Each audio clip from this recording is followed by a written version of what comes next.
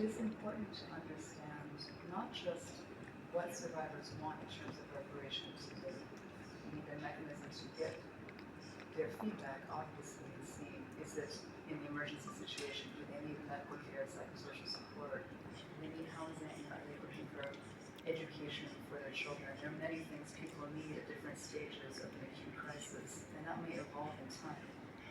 What I'm thinking about a lot lately, now that I'm back at the university, is how difficult it is for survivors to understand the potential health consequences 10 years from now or 20 years from now that result from the conduct they have suffered today or yesterday. There's no reason they should know that. That's buried in the medical literature.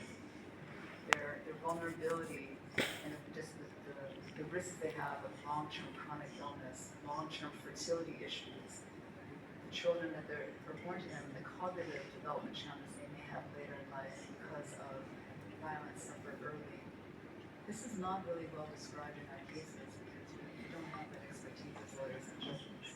But I do think it's very important when we want to make informed input about reparations to make sure that the survivors and the communities we work with the reparations portion understand not just what they need now and can see in front of them, but to have the information they need about possible health consequences down the line, 20 years from now, so that they can make those requests now, because that's coming.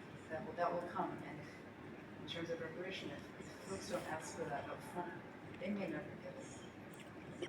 So I wanted to make that point, and if it's useful at all, I know the Global Survivors Fund conducted their global study on reparations priorities for survivors of conflict-related sexual violence. They did this in over 24 countries. One of their first countries was DRC. So I think that resource might be very helpful for you if you're wondering what kind of reparations priorities survivors have. My last point is about some of the bright spots that we do see in DRC. So we have two, in North and South Kivu, we have two of the most inspirational models of holistic care for survivors of conflict-related sexual violence on the planet. In Goma and North Kivu, we have Heal Africa, a hospital that provides medical, psychosocial, and socioeconomic integration and some legal aid, working in North Kivu in the midst of acute armed conflict. It's quite impressive. And then there's the parallel and very impressive Panzi Hospital and Foundation in Bukavu in South Kivu, which was founded by 2018 Nobel Peace Prize co-laureate Dr. Denis Mukwege. These models are survivor-centered at their core because they seek to treat not just the medical injuries and psychosocial needs, but think long-term about social reintegration of survivors so that they can shed the stigma of what has happened to them and become part of society again and reduce the risk of exclusion.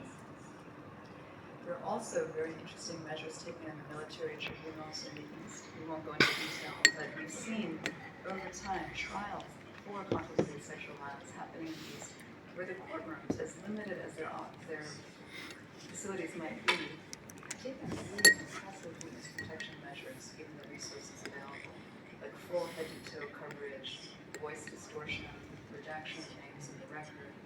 We're seeing this awareness, which is very important in the military tribunals in the East.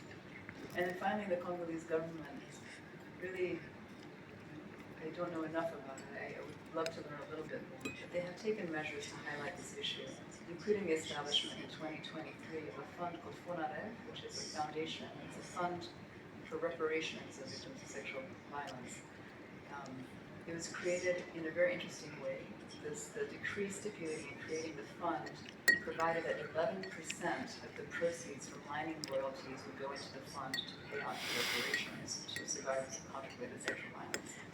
We have yet to see if they made good on that. There's a lot of money. I think it's estimated over $200 million was collected between January 2024 and June 2025. It's not clear to me just yet how much of that has made it to survivors, but I trust that the government has a plan for that. But that is something to look at in terms of possible access to reparation for survivors in the East.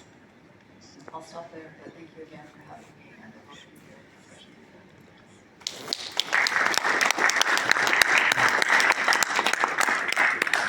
Thank you very much, Professor Kim, for